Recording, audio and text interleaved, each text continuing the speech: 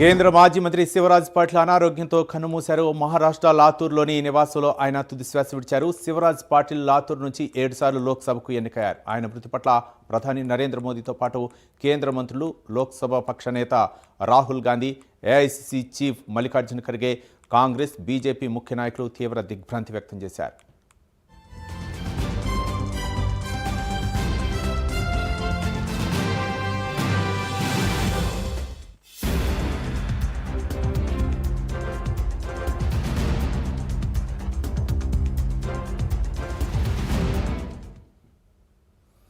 కేంద్ర మాజీ మంత్రి శివరాజ్ పాటిల్ అనారోగ్యంతో కన్నుమూశారు. మహారాష్ట్ర లాతూర్లోని నివాసంలో ఆయన తుదిశ్వాస విడిచారు.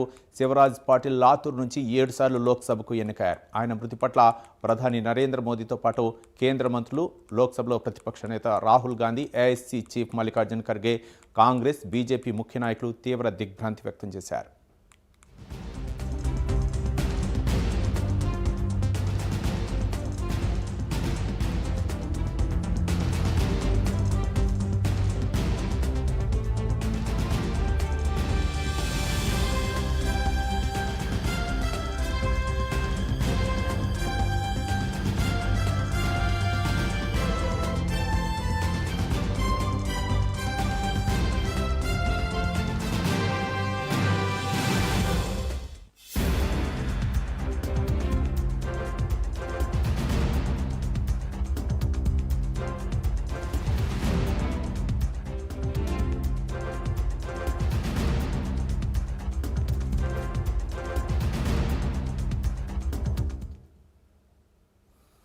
కేంద్ర మాజీ మంత్రి శివరాజ్ పాటిల్ అనారోగ్యంతో కన్నుమూశారు. మహారాష్ట్ర లాతూర్లోని నివాసంలో ఆయన తుది శ్వాస విడిచారు. శివరాజ్ పాటిల్ లాతూర్ నుంచి 7 సార్లు లోక్సభకు ఎన్నికయ్యారు.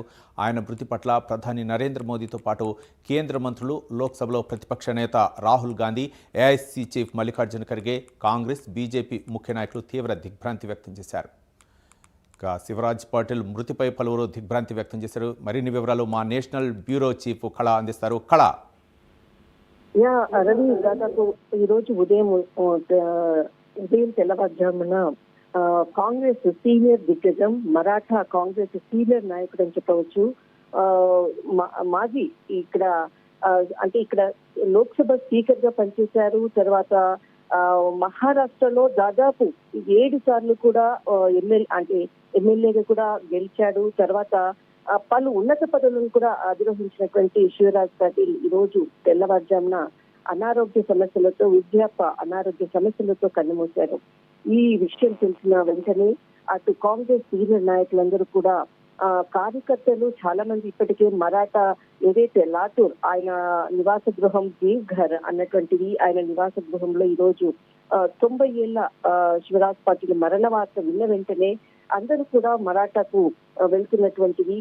మరొకటి, చాలా మంది ఇప్పటికీ కూడా సోషల్ మీడియా వేదికగా కూడా ఆయన మరణ వార్త తెలిసిన వెంటనే అటు ప్రధాని నరేంద్ర మోదీ, తర్వాత కాంగ్రెస్ సీనియర్ నాయకులు, తర్వాత సోనియా గాంధీ, రాహుల్ గాంధీ చాలా మంది ఇప్పుడే సంతాపం తెలియచేశారు. అయితే వీరికి దాదాపు గత కొన్ని రోజులుగా కూడా తన అనారోగ్యంతో తన నివాసంలోని కూడా తనకు అనారోగ్యానికి సంబంధించినటువంటి ట్రీట్మెంట్ కూడా నడుస్తుంది. ఆయనకు కుమారుడు శైలేష్ పాటిల్, కోడలు అర్చన, ఈమె ప్రస్తుతం బీజేపీ నాయకురాలుగా ఉన్నారు. 2 మన్మరాళ్ళు. అయితే గత అనారోగ్య సమస్యలతో కొన్ని సంవత్సరాలుగా మహారాష్ట్ర లో ఉన్నటువంటి దేవ్ఘర్ ఆయన నివాస గృహంలోనే ఉంటున్నారు. అయితే ఈయన ఏదైతే మనకి పొలిటికల్ బ్యాక్గ్రౌండ్ చూసినా కూడా, ఏదైతే 2008లో మహారాష్ట్ర బాంబు పేలులో జరిగినటువంటి సమయంలో కూడా ఈయన ఆ సమయంలో ఉన్నటువంటి విమర్శలకు అనుకోవచ్చు కేంద్ర హోంశాఖ మంత్రిగా అప్పుడు ఉన్నారు. ఆయన రాజీనామా కూడా చేసినటువంటి సందర్భం అని చెప్పవచ్చు. దాదాపు మనకు 2004 నుంచి 2008 వరకు కూడా కేంద్ర హోంమంత్రిగా ఉన్నారు. 1991 నుంచి 96 వరకు 10వ లోక్సభ స్పీకర్ గా కూడా పనిచేశారు. తర్వాత మరి పంజాబ్ గవర్నర్ గా పనిచేశారు. 2010, 2011 వరకు కూడా చండీగఢ్ కేంద్ర పాలిత ప్రాంతానికి కూడా ఇతడు ఈ గవర్నర్ గా కూడా పనిచేశారు. అయితే ఈ మరణ వార్త తెలిసిన వెంటనే ఆ లాతూర్ లో తర్వాత దేవ్ఘర్ నివాసానికి మహారాష్ట్రకు సంబంధించినటువంటి కాంగ్రెస్ నాయకులందరూ కూడా ఆయన నివాస గృహానికి చేరుకుంటున్నారు. ఏదైతే అంత్యక్రియలు అనుకోవచ్చు, తదుపరి ఏదైతే కార్యక్రమం నిర్వహించాల్సింది, మరి కుటుంబ సభ్యులు వెల్లడించేటటువంటి అవకాశం ఉంది. ఇప్పటికే చాలా మంది కాంగ్రెస్ నాయకులందరూ కూడా మహారాష్ట్రకు బయలుదేరినట్లు కూడా సమాచారం అందుతూ ఉంది. రైట్, థ్యాంక్ యూ కళ.